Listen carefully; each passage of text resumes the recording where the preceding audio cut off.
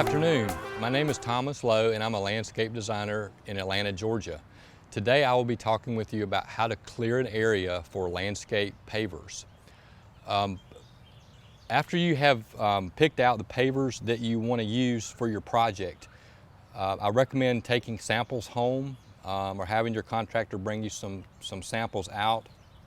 The reason why is so that you can actually use, you can measure, but I still recommend using the actual paver material, whether it be concrete pavers or brick pavers, and lay these out on the ground and then spray paint the areas that it's going to be in. The reason why, that way when you go to excavate and prepare the ground, you're not over or under preparing the ground, which if you overdid it or underdid it, you're going to have to go back and adjust, and that can be time consuming and costly. So after you picked out your paver, just lay it on the ground to do your measuring for you. The homeowner here has done a basket weave brick pattern, and they laid this out first, as you can tell, and they also took into consideration the joints or the grout lines. This is actually concrete.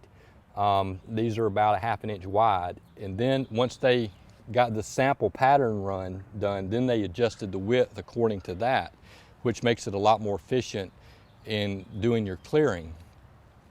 So once you've got the area spray painted out, you can either do one of two things. You can either excavate or dig down in the ground. If you choose to do that, I highly recommend a tiller. There's the larger tillers and the smaller mantis tiller. That pulverizes the ground, makes the dirt easy to scoop out. After you do the excavating, I recommend these wooden pegs to actually go into the ground, so you can take your string and run the width that you want or the shape of the concrete patterns that you would want.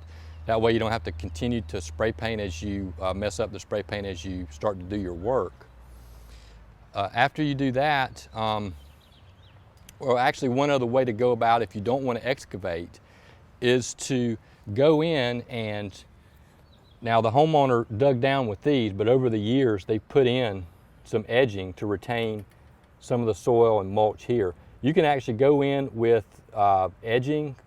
If you don't want these plastic edgers, you can use brick edging or concrete edging, and then go back in and actually build up so that you don't have to do a lot of excavating, which will take more time and expense. Whether you build up or you excavate down in the ground, as talked about in many of the videos, the paver base comes in bags, and you can also get it in truckloads. Just take this paver base, which is a really good packing medium, and it's easy to adjust for leveling.